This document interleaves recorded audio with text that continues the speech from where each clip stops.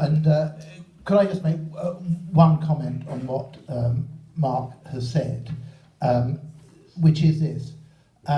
These are finance-led changes. Mark said at the beginning of this process, and he denied it once, but I was in the room, that the NHS North West London would literally run out of money if they did not make the changes in shaping a healthy future, and that the trust and that the NHS locally would go bankrupt.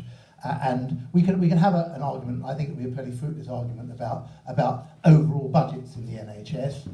We say they are going down. Mark says on behalf of the government of the NHS they're going up. But what is incontrovertible, because again it's Mark's figures, is that the NHS has to make savings of 4% a year because of things like growing demand. So the idea that this is not a finance-led, we will have, I hope, over the course of this discussion, discussions about services and reconfigurations, and I'm certainly not opposed to all of those. But let's not pretend this is not a finance-led decision. And the second thing, and there was an irony in what Mark said about Hammersmith A&E, about the fact that people might be misled into going there thinking it was an A&E. And then he talked about local A&Es at Charing Cross and Ealing. Yeah.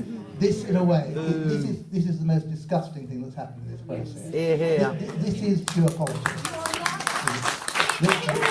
This is pure politics, because in order to give cover, I'm afraid, Mary, to people like yourselves, the Secretary of State, Jeremy Hunt, has classified these minor injury to urgent care centres, call them what you will, as A&Es at Charing Cross. And you will get exactly the same thing happen as is happening at Chase Farm now, which is people will be misled into going to something because it has the word A&E over the door. The local A&E, and again, I'm quoting, so I'm not being, I hope, I'm being contentious, but I'm not being controversial. I'm quoting again what I've been told by Mark and his colleagues. A local A&E will have GP cover, it will not have on-site consultant cover.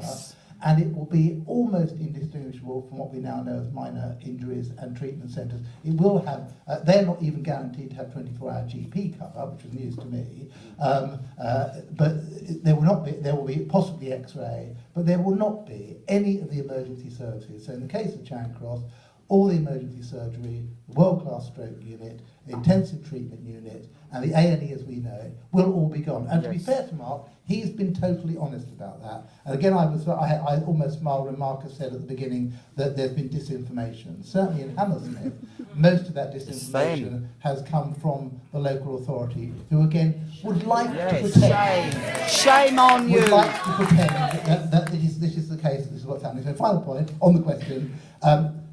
Hammersmith A&E, yes, we've been told it will close in June. It would close earlier, but one, they don't want to close it during the winter crisis. Yes. And two, they don't want to close it before the local elections. So it will close as soon as possible. And I'm afraid that Susanna's question is exactly right. That is one of the main promises, that there will be no closures until there are alternative services. No one is pretending there will be alternative services on site before Central Middlesex and Hammersmith close. And I'm afraid that's the first of many broken promises. Thank you very much, Andy. Hooray! Hooray!